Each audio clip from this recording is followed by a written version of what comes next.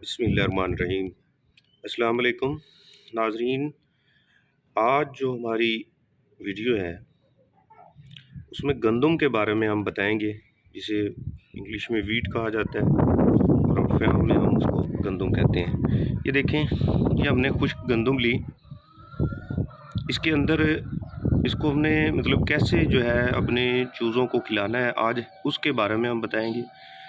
और अगर किन सूरतों में अगर हम उसको खिलाते हैं तो उसके कौन कौन से नुकसानात हैं और कौन कौन से फ़ायदे हैं। तो ये दो चीज़ें आज हम डिस्कस करेंगे। सबसे पहले तो हम आपको बताते जाएं कि जो खुश्क गंदम है ये गर्म होती है, उसके साथ साथ गर्म होने के साथ साथ ये जो मुर्गे या मुर्गियाँ हैं खुश्क गंदम बहुत कम खाते हैं। इससे दो किस्म के नुकसानात हुए। एक तो उनकी हीट की वजह से नुकसान करते हैं उनको, दूसरा कि खुश्क होती है और साथ कम खाते हैं, जिसकी वजह से जो है वो ज़ाया ज़्यादा करते हैं। ज़ाया ज़्यादा करने की वजह से नुकसान ज़्यादा होता है। तीसरी बात यह है कि जब हम खुश्क गंदम इनको देते हैं, ये इनके पोटे में जाकर जो है वो जब पहुंचती है, वहाँ पर पहुंचने के बाद जैसे ये पानी पीते हैं तो फूल जाती है। इसके फूलने से नुकसान ये होता है कि पोटा फूलने से जो है इनकी मौत वाक़या हो सकती है। अगर उनको बचाना है तो वहाँ पर सर्जरी करके पोटे में से गंदम निकालनी पड़ती है। तो ये इसके नुकसानात हैं जो कि बहुत ही ख़तरनाक हैं। आपका एक कीमती मुर्गा या मुर्गी जो है वो सिर्फ़ आपकी गफलत की वजह से मर सकते हैं। तो इसके लिए हमने एक हल निकाला है, वो ये कि हम इसको भिगो देते हैं। भिगोना किस तरह है, क्योंकि ये तो अभी अब हमारे पास मौजूद है, तो ये हम बताते हैं आपको कि हम इसमें पानी डालेंगे।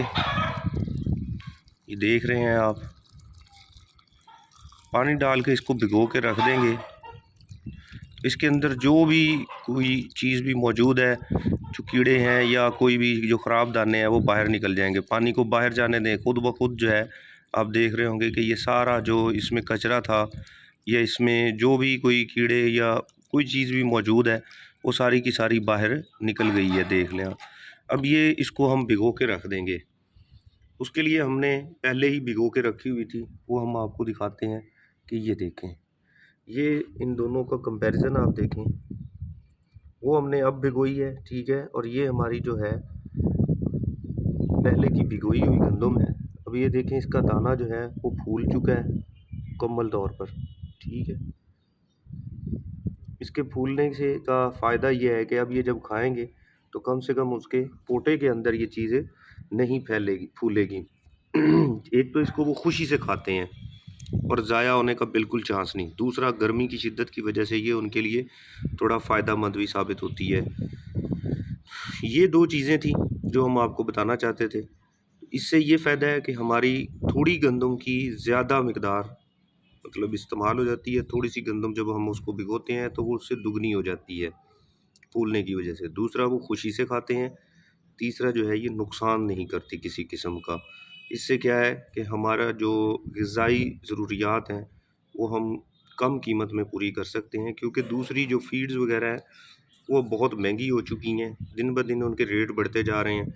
ठीक है, वो भी डालनी चाहिए, उसके अपने फ़वाइद हैं, लेकिन अगर हम अपनी फ़ीड के ख़र्चे को बचाना चाहते हैं तो हमें चाहिए कि हमें इस तरफ आना होगा कि हम अपनी जो लोकल प्रोडक्ट्स हैं, मतलब लोकल जो ग़िज़ाइयत के लिए जो चीज़ें इस्तेमाल होती हैं, हम उनकी तरफ आएँ। तो इसलिए हमने गंदम का इस्तेमाल शुरू किया हुआ है। तो हमने सोचा कि चलो अपने दोस्तों के साथ भी ये चीज़ शेयर करें, ताकि उनको भी इससे कुछ फ़ायदा होना चाहिए।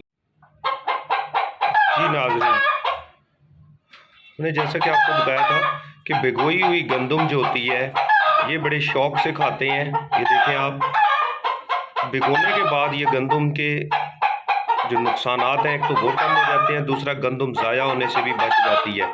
तो ये आपने देखा होगा कि ये बड़े शौक़ से खा रहे हैं, ठीक है, और ये इनके लिए बड़ी फ़ायदेमंद है। गर्मी में कम से कम इनको डिहाइड्रेशन और इस किस्म की जो दूसरी जो हीट प्रॉब्लम है उससे थोड़ा सा अवॉइड कर जाते हैं। इसके साथ साथ जो है इसका ज़ाया होने के चांसेस भी बहुत कम होते हैं।